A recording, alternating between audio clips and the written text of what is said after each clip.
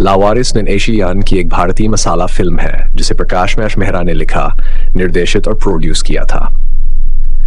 Film में अमिताभ बच्चन, जीनत अमान, अमजद खान, राखी गुलजार, रंजीत और सुरेश ओबेरॉय जैसे कलाकार हैं।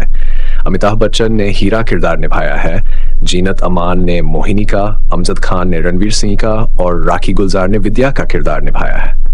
फिल्म अमिताभ बच्चन के उस दौर की फिल्मों में से एक है जब वह पर्दे पर ऐसे नौजवानों का किरदार निभा रहे थे जो अपने साथ हुए अन्याय के खिलाफ खड़े होते थे। फिल्म की कहानी एक ऐसे बच्चे के बारे में है जिसे जन्म के बाद उसके परिवार से अलग कर दिया जाता है और जो बड़ा होकर अपने माता पिता की सच्चाई से अनजान रहता है। आगे चलकर वही बच्चा हीरा बनता है और अपनी मेहनत, अपने गुस्से और अपने सीधे स्वभाव से अपनी पहचान बनाता है। फिल्म में परिवार, गरीबी, मजदूरों का शोषण, प्यार, धोखा, पहचान और आखिर में परिवार के मिलन को एक साथ जोड़ा गया है। फिल्म का सबसे यादगार आकर्षण इसके गीतों में से एक मेरे अंगने में तुम्हारा क्या काम है रहा, जिसे अमिताभ बच्चन के मजेदार अंदाज ने बहुत लोकप्रिय बना दिया। ये फिल्म 1998 में रिलीज हुई और बॉक्स ऑफिस पर बड़ी कामयाबी हासिल करने वाली फिल्मों में शामिल हुई। कहानी की शुरुआत 1958 से होती है। विद्या एक मशहूर गायिका है, वह रणवीर सिंह से प्यार करती है। रणवीर एक बड़ा कारोबारी है और समाज में उसकी अच्छी इज्जत है। बाहर से उसकी जिंदगी अच्छी दिखाई देती है, लेकिन उसके अंदर वह उतना साफ इंसान नहीं है जितना लोग समझते हैं। विद्या को पता चलता है कि वह मां बनने वाली है। उसके लिए यह खबर खुशी की है, लेकिन रणवीर के लिए यह परेशानी बन जाती है। वह बच्चे को स्वीकार करने के बजाय गर्भपात करवाना चाहता है। विद्या इसके लिए तैयार नहीं होती। वह अपने बच्चे को जन्म देना चाहती है और इसी वजह से दोनों के रास्ते अलग हो जाते हैं। यहाँ फिल्म बहुत सीधी बात करती है। एक तरफ प्यार है और दूसरी तरफ समाज और इज्जत का डर है। रणवीर के लिए अपना नाम और अपनी जिंदगी ज्यादा महत्वपूर्ण है, जबकि विद्या अपने आने वाले बच्चे को बचाना चाहती है। वह रणवीर को छोड़कर अपने भाई के साथ चली जाती है। कुछ समय बाद वह बच्चे को जन्म देते हुए मर जाती है, लेकिन उसकी परेशानी यहीं खत्म नहीं होती। उसके भाई को बच्चे से भी नफरत है और वह अपने ड्राइवर गंगूगन पत को बच्चे को खत्म करने का आदेश देता है। गंगूगन का किरदार कहानी में एक अलग तरह का मोड़ लेकर आता है। वह शराबी है और उसकी जिंदगी में कोई खास जिम्मेदारी नहीं है, लेकिन बच्चे को मारने के बजाय उसे अपने पास रख लेता है। उसके मन में इंसानियत और स्वार्थ दोनों दिखाई देते हैं। वह सोचता है कि बच्चे का इस्तेमाल करके वह पैसे कमा सकता है, लेकिन धीरे धीरे वह बच्चा उसके जीवन का हिस्सा बन जाता है। वह उसका नाम हीरा रखता है। यहीं से कहानी हमें उस बच्चे की तरफ ले जाती है जिसकी अपनी कोई पहचान नहीं है। उसे हद तक नहीं पता कि उसके माता पिता कौन है। यह भी नहीं जानता कि उसके जन्म के पीछे कितनी बड़ी कहानी छिपी हुई है। उसके लिए गंगू ही उसका अपना आदमी है। उसने जैसा जीवन देखा है उसी को सच माना है। फिर कहानी लगभग 30 साल आगे बढ़ती है और हम हीरा को देखते हैं। अब वह बड़ा हो चुका है। अमिताभ बच्चन यहाँ ऐसे नौजवान के रूप में आते हैं जो जिंदगी से बहुत कुछ सीख चुका है। हीरा पढ़ा लिखा बड़ा आदमी नहीं है, वह साधारण आदमी है, लेकिन उसमें आत्मसम्मान बहुत है। वह मेहनत करता है और अपनी जिंदगी अपने तरीके से जीना चाहता है। हीरा और गंगू के रिश्ते में भी समय के साथ बदलाव आ गया है। बचपन में हीरा को गंगू अपना सहारा लगता था, लेकिन अब हीरा बड़ा हो चुका है और उसे गंगू की आदतें पसंद नहीं है। जब हीरा उसे शराब देने से मना करता है तो गंगू गुस्से में उसे बता देता है कि वह उसका अपना बेटा नहीं है और वह एक अनाथ है। हीरा के लिए यह बात बहुत बड़ा झटका है। जिस आदमी को उसने अपना समझा था वही उसे बता देता है कि उसका कोई नहीं है। हीरा गुस्से में वहां से चला जाता है। इस समय अमिताभ बच्चन का अभिनय कहानी को बहुत ताकत देता है। हीरा का गुस्सा सिर्फ गंगू पर नहीं है, वह अपनी पूरी जिंदगी पर नाराज है। उसे लगता है कि उससे उसकी पहचान छीन ली गई है। यहीं से फिल्म का असली सफर शुरू होता है। हीरा नौकरी की तलाश में निकलता है और उसे एक फैक्ट्री में काम मिल जाता है। फैक्ट्री महेंद्र सिन्हा की है। महेंद्र सिन्हा खुद एक अमीर और ताकतवर आदमी है। बाद में पता चलता है कि वह रणवीर सिंह का बेटा है। यानी हीरा और महेंद्र सिंह असल में सौतेले भाई हैं, लेकिन दोनों को इस रिश्ते की जानकारी नहीं है। ये कहानी का एक दिलचस्प हिस्सा है क्योंकि दर्शक सच्चाई जानते हैं, लेकिन हीरा और दूसरे किरदार नहीं जानते। इस तरह फिल्म में एक तरह की बेचैनी पैदा होती है। हम जानते हैं कि हीरा किस परिवार से जुड़ा है, लेकिन हीरा खुद इस बात से अनजान है। महेंद्र सिन्हा की फैक्ट्री में काम करते हुए हीरा देखता है कि मजदूरों के साथ सही व्यवहार नहीं हो रहा। उन्हें उनकी मेहनत के हिसाब से पैसा नहीं मिल रहा। हीरा खुद गरीब है, डिसफाई, और इसलिए उसे मजदूरों की परेशानी समझ आती है। वह यह देखकर चुप नहीं रहता। यही हीरा के किरदार की सबसे अच्छी बात है। वह खुद गरीब होने के बावजूद केवल अपनी परेशानी के बारे में नहीं सोचता, उसे दूसरे मजदूरों की हालत भी दिखाई दे उठाता है। लेकिन महेंद्र सिंह को यह पसंद नहीं आता। उसे लगता है कि साधारण मजदूर उसकी व्यवस्था को चुनौती दे रहा है। हीरा यहां से धीरे धीरे उस आदमी के रूप में सामने आता है जो अन्याय के सामने चुप नहीं बैठता। यही वह चीज है जो अमिताभ बच्चन के उस समय के एंग्री यंग मैन किरदारों से जुड़ती है। वह सिर्फ गुस्से वाला आदमी नहीं है, उसके गुस्से के पीछे कोई वजह है। वह उन लोगों के खिलाफ खड़ा होता है जो कमजोर लोगों का फायदा उठाते हैं। इस हिस्से में फिल्म की सामाजिक बात साफ दिखाई देती है। अमीर आदमी और गरीब मजदूर के बीच का अंतर दिखाया गया है। फैक्ट्री चलाने वाला आदमी मजदूरों को सिर्फ काम करने वाली मशीन की तरह देखता है, जबकि हीरा उनके अंदर इंसान देखता है। यही वजह है कि दर्शक हीरा के साथ जुड़ने लगते हैं। दूसरी तरफ मोहिनी की एंट्री होती है। मोहिनी एक अमीर परिवार की लड़की है और उसे हीरा पसंद आने लगता है। वह हीरा से प्यार करने लगती है, लेकिन उसे हीरा की असली पहचान के बारे में कुछ पता नहीं है। यहाँ फिल्म प्यार की कहानी को मुख्य कहानी के साथ जोड़ती है। हीरा के पास पैसा नहीं है, यह बड़ा परिवार नहीं है और समाज में कोई खास पहचान नहीं है, लेकिन उसके पास दिल है और अपने तरीके से जीने की हिम्मत है। मोहिनी को यही बात पसंद आती है।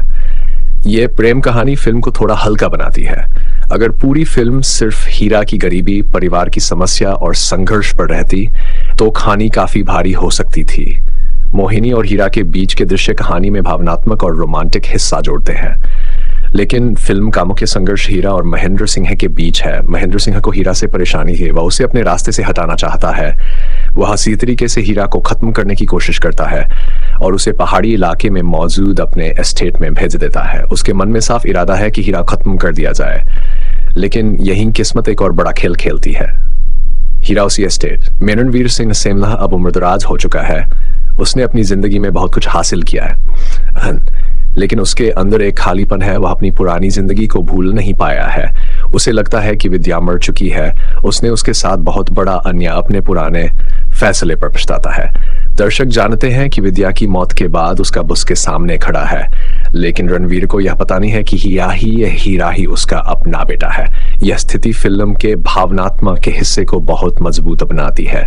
एक पिता अपने बेटे के सामने खड़ा, लेकिन उसे पता ही नहीं कि वह उसका बेटा है।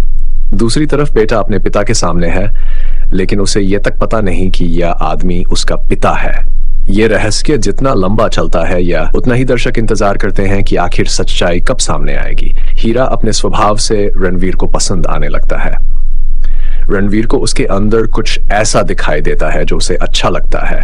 उसे हीरा की ईमानदारी और हिम्मत पसंद आती है। उसे नहीं पता कि उसके सामने खड़ा आदमी उसका अपना बेटा है। फिल्म यहाँ एक दिलचस्प भाव पैदा करती है। रणवीर ने अपने जीवन में जिस बेटे को कभी स्वीकार नहीं किया, उसी बेटे की अच्छाइयों से प्रभावित हो रहा है। यह विडंबना कहानी का अच्छा हिस्सा है। महेंद्र सिंह अभी भी हीरा के खिलाफ साजिश करता रहता है। वह एक समारोह के दौरान उसे मारने की योजना बनाता है, लेकिन उसकी योजना उलटी पड़ जाती है और रणवीर खुद घायल हो जाता है। इस घटना के बाद कहानी अंतिम और सबसे भावुक हिस्से की तरफ जाती है। सच्चाई धीरे धीरे सामने आती है। रणवीर को पता चलता है कि हीरा कोई अनजान आदमी नहीं है, वो उसका अपना बेटा है। वही बेटा जिसे उसने जन्म से पहले स्वीकार नहीं किया था, वही बच्चा जिसे उसने दुनिया में आने से रोकना चाहा था, वही बच्चा जिसे हालात ने उससे अलग कर दिया। अब वह बच्चा उसके सामने एक जवान आदमी बनकर खड़ा है। यहाँ फिल्म पिता और बेटे के रिश्ते को बहुत सीधे तरीके से दिखाती है। रणवीर के लिए यह सिर्फ अपने बेटे को पहचानने का मामला नहीं है, यह उसके पुराने पाप का सामना करने का समय है। वह समझता है कि उसने सालों पहले जो फैसला लिया था, उसका परिणाम कितना बड़ा था।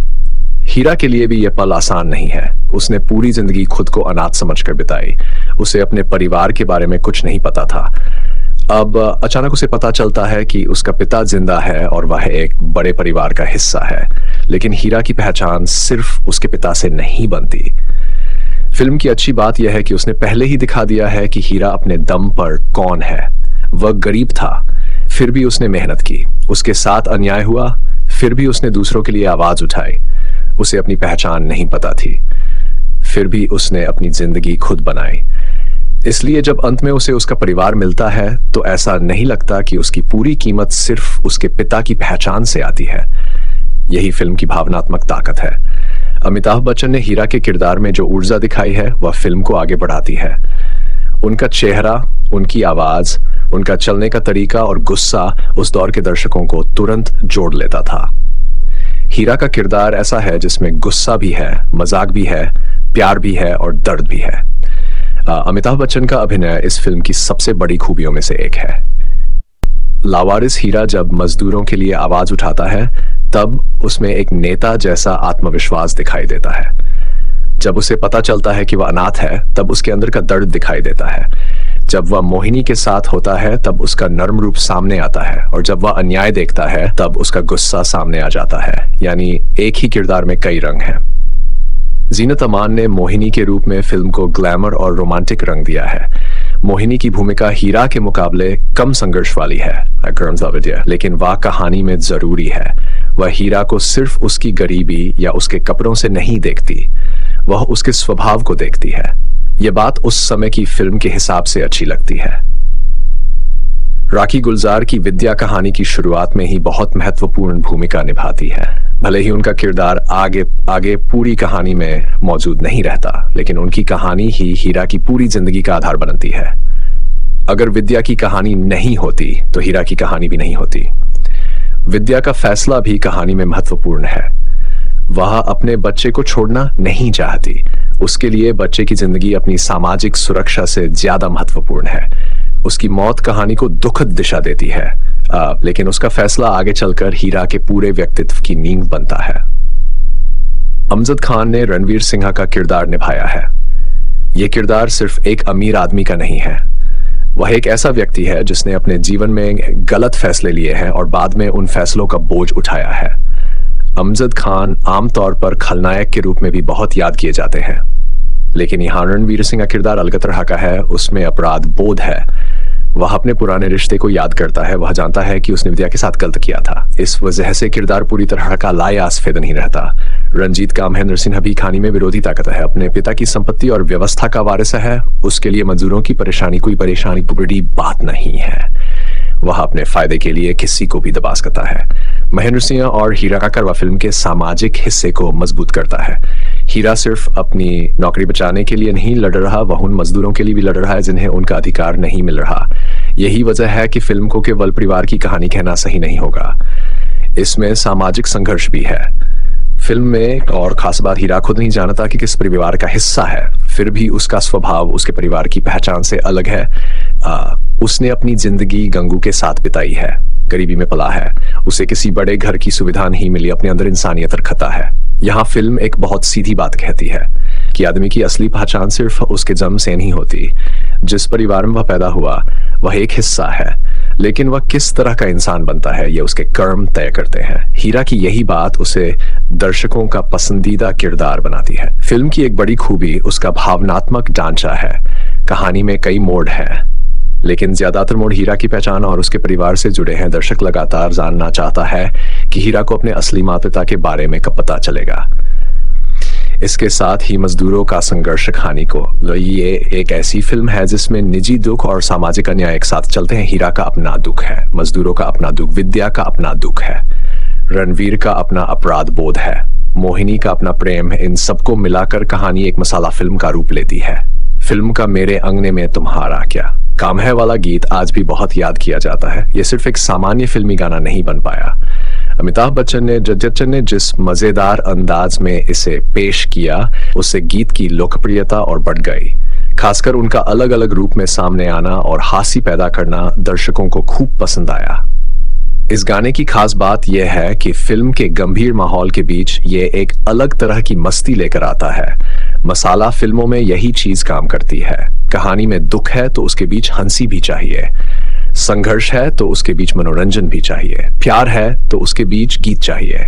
और जब हीरो अमिताभ बच्चन हो तो दर्शक उनसे सिर्फ गंभीर संवाद की उम्मीद नहीं करते थे, वह उन्हें हंसाना भी जानते थे। इस लिहाज से ये गीत फिल्म के मनोरंजन वाले हिस्से को बहुत मजबूत करता है। फिल्म की एक और खासियत यह है कि इसमें हीरा को शुरू से ही मजबूत दिखाया गया है, लेकिन उसे पूरी तरह परफेक्ट इंसान नहीं बनाया गया। वह गुस्सा करता है, वह गलत फैसले भी ले सकता है, उसके अंदर जिद है, लेकिन वह दिल से बुरा नहीं है। यही इंसानी कमजोरी उसे ज्यादा वास्तविक बनाती है। अगर हीरा हर समय सही होता तो वह सिर्फ एक आदर्श किरदार बनकर रह जाता, लेकिन उसकी गलतियां और उसका गुस्सा उसे एक आम इंसान जैसा बनाते हैं। फिल्म के संवाद भी अमिताभ बच्चन की शैली को ध्यान में रखकर बनाए लगते हैं। उनकी जब गुस्सा आता है तो साधारण बात भी असरदार लगती है। यही उस दौर के सिनेमा की बड़ी ताकत थी। आज के दर्शक शायद कहानी के कुछ हिस्सों को बहुत पुराने तरीके का मान सकते हैं। यही फिल्म की एक कमजोरी भी है। आज के समय में दर्शक ज्यादा तेज कहानी, ज्यादा वास्तविक परिस्थितियां और ज्यादा जटिल किरदार देखने के आदी हैं। लावारिस की कहानी कई जगह बहुत फिल्मी है, संयोग बहुत ज्यादा है, पहचान का रहस्य भी काफी लंबे समय तक चलता है। एक गरीब अनाथ का अचानक एक बड़े परिवार का बेटा निकलना हिंदी फिल्मों में कई बार देखा जा चुका है। इसलिए अगर कोई दर्शक आज पहली बार फिल्म देखता है तो उसे कहानी का ढांचा थोड़ा पुराना लग सकता है, लेकिन यही बात उस समय के संदर्भ में देखनी चाहिए। 1910 की मसाला फिल्म का उद्देश्य सिर्फ वास्तविकता दिखाना नहीं था। उसका उद्देश्य दर्शकों को भावनाएं, एक्शन, प्यार, परिवार, गीत, हास्य और अंत में संतोष देना भी था। उस नजर से देखें तो फिल्म अपना काम अच्छी तरह करती है। फिल्म की एक कमी यह भी है कि कुछ किरदारों को और ज्यादा गहराई दी जा सकती थी। महेंद्र सिंह के चरित्र में खलनायकी साफ दिखाई देती है, लेकिन उसके सोचने और बदलने के बारे में बहुत ज्यादा विस्तार नहीं मिलता। मोहिनी का किरदार भी हीरा की कहानी के मुकाबले हल्का है, लेकिन मुख्य कहानी हीरा के इर्द गिर्द है, इसलिए फिल्म का पूरा ध्यान उसी पर रहना स्वाभाविक है। फिल्म का एक मजबूत हिस्सा हीरा और गंगू का रिश्ता है। गंगू ने हीरा को बचाया था, लेकिन उसने उसे सच्चाई नहीं बताई। उसने बच्चे को अपने फायदे के लिए इस्तेमाल करना चाहा। फिर भी इतने सालों तक वही आदमी हीरा के जीवन का हिस्सा रहा। इस रिश्ते में प्यार भी है और स्वार्थ भी। हीरा का गुस्सा समझ में आता है क्योंकि उसे लगता है कि उसके साथ धोखा हुआ है, लेकिन दर्शक यह भी समझ सकता है कि अगर गंगू ने उसे नहीं बचाया होता तो शायद हीरा जिंदा नहीं होता। यही रिश्ता फिल्म को पूरी तरह काला सफेद होने से बचाता है। हीरा का अनाथ होना सिर्फ कहानी का एक ट्रिक नहीं है, यह उसके व्यक्तित्व का हिस्सा बन जाता है। वह हमेशा यह जानना चाहता है कि वह कौन है। उसे पता नहीं कि उसका परिवार और कौन है, इसलिए जब उसे सच्चाई मिलती है तो वह सिर्फ एक पिता नहीं पाता बल्कि अपनी पहचान भी पाता है। लावारिस, लेकिन फिल्म की खूबी यह है कि उसकी पहचान की खोज सिर्फ खून के रिश्ते तक सीमित नहीं रहती। हीरा ने अपने लिए जो नाम बनाया है वह उसके अपने काम से बना है। वह मजदूरों के बीच अपनी जगह बनाता है, मोहिनी के दिल में जगह बनाता है, रणवीर के सम्मान को हासिल करता है और अंत में अपने पिता के सामने अपनी जगह साबित करता है। यह सफर फिल्म की असली ताकत है। रणवीर का हीरा को पसंद करना बिना ये जाने कि वह उसका बेटा है, कहानी का बहुत भावुक हिस्सा है। कभी कभी फिल्म ऐसे दृश्य बनाती है जहां दर्शक पहले से सच्चाई जानता है, इसलिए हर छोटी बातचीत में भी एक अलग भावना पैदा होती है। रणवीर हीरा के साथ जो सम्मान दिखाता है वह उस समय और भी ज्यादा महत्वपूर्ण लगता है क्योंकि उसने अपने बेटे को कभी देखा तक नहीं था, और जब उसे पता चलता है कि यही उसका बेटा है तो उसके पुराने फैसले का दर्द उसके सामने खड़ा हो जाता है। क्लाइमैक्स में परिवार का मिलना मसाला सिनेमा की परंपरा के हिसाब से संतोष देता है। बहुत सारी परेशानियों के बाद आखिरकार सच सामने आता है। रणवीर हीरा को अपना वैध बेटा स्वीकार करता है और परिवार फिर से जुड़ जाता है।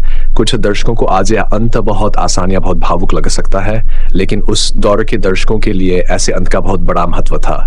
लोग थिएटर से सिर्फ कहानी देखने ही आते थे, वे भावनाएं लेकर घर जाना चाहते थे। उन्हें भावनात्मक संतोष देता है। फिल्म का नाम भी बहुत महत्वपूर्ण है, लावारिस, यानी ऐसा इंसान जिसका कोई नहीं। पूरी कहानी इसी भावना के आसपास घूमती है। हीरा को बचपन से ये नहीं पता कि उसके माता पिता कौन है, लेकिन कहानी आगे बढ़ते बढ़ते दिखाती है कि वह वास्तव में लावारिस नहीं था। उसके माता पिता थे, परिवार था, लेकिन परिस्थितियों ने उसे उनसे दूर कर दिया था। यह फर्क महत्वपूर्ण है।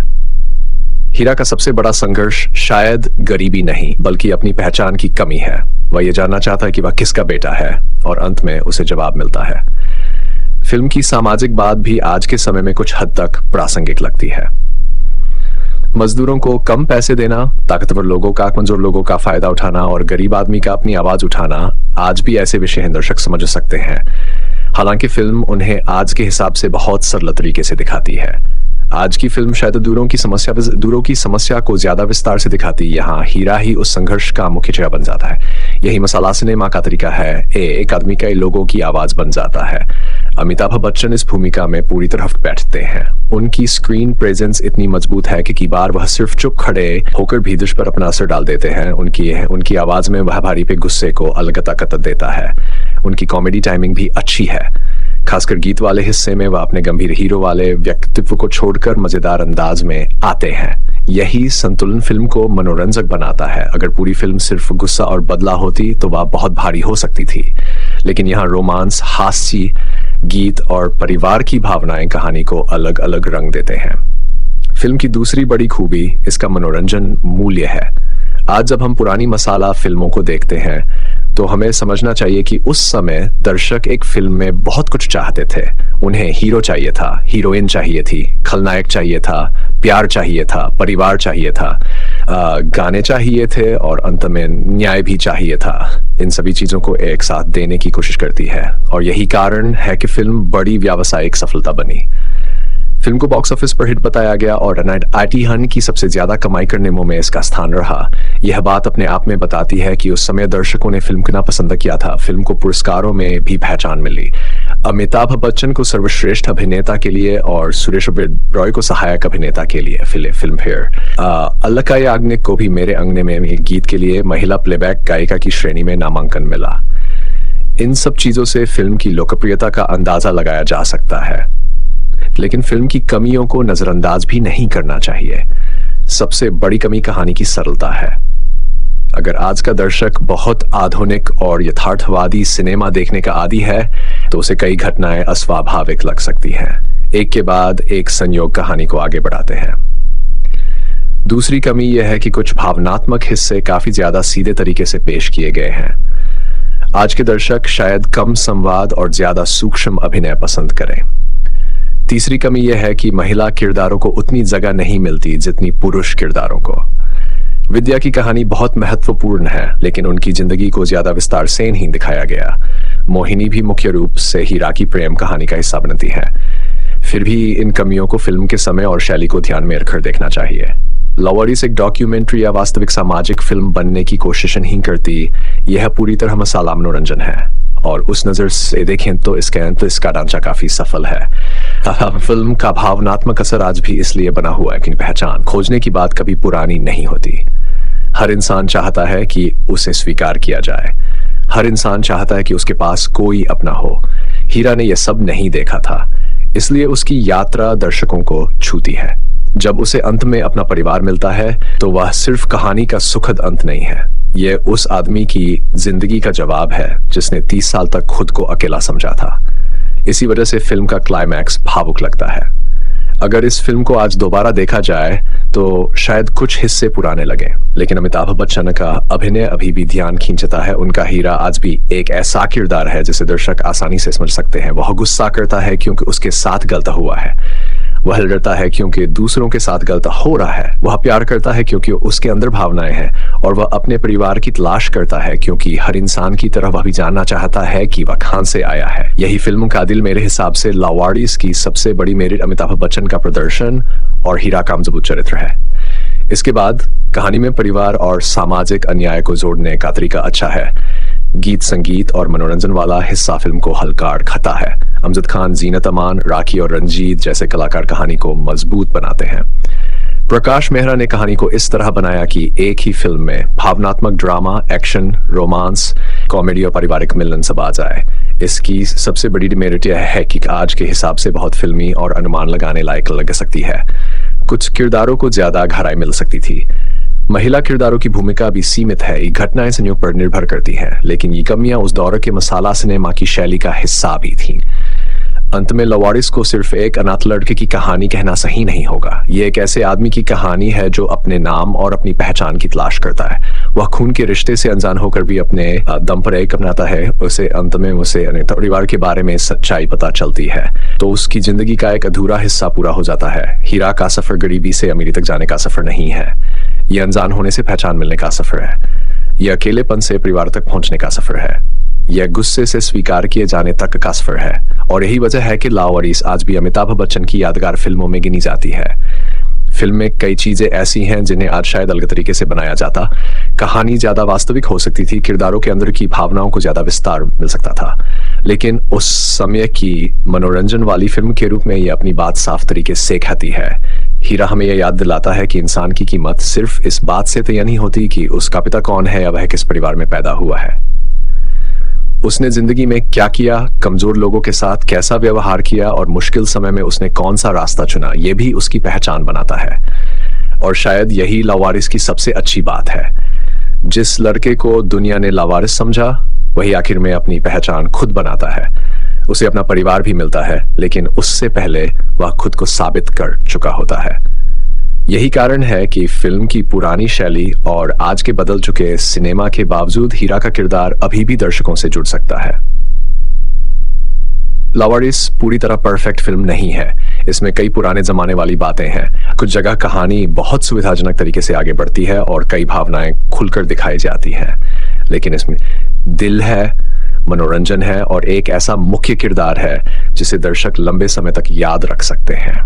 अमिताभ बच्चन के लिए यह फिल्म उनके उस दौर की एक और मजबूत मिसाल है, जब वह पर्दे पर आम आदमी का गुस्सा, उसकी परेशानी और उसकी लड़ाई दिखा रहे थे। हीरा गरीब हो सकता है, अनाथ हो सकता है और अपनी पहचान से अनजान हो सकता है, लेकिन वह कमजोर नहीं है। वह गिरता है, गुस्सा करता है, लड़ता है, प्यार करता है और आखिर में अपने परिवार तक पहुंचता है। इसी पूरे सफर की वजह से लावारिस सिर्फ 1981 की एक हिट फिल्म बनकर नहीं रह गई। यह अमिताभ बच्चन की लोकप्रिय दौर की उन फिल्मों में शामिल हो गई जिन्हें आज भी पुराने हिंदी सिनेमा के दर्शक याद करते हैं। और जब आज भी मेरे अंगने में का नाम आता है तो बहुत से लोगों के दिमाग में अमिताभ बच्चन का वही मजेदार अंदाज सामने आ जाता है। फिल्म की कहानी खत्म हो जाती है, लेकिन हीरा की पहचान और उसका सफर दर्शक के मन में कुछ देर और रहता है। यही किसी भी पुरानी फिल्म की असली सफलता है।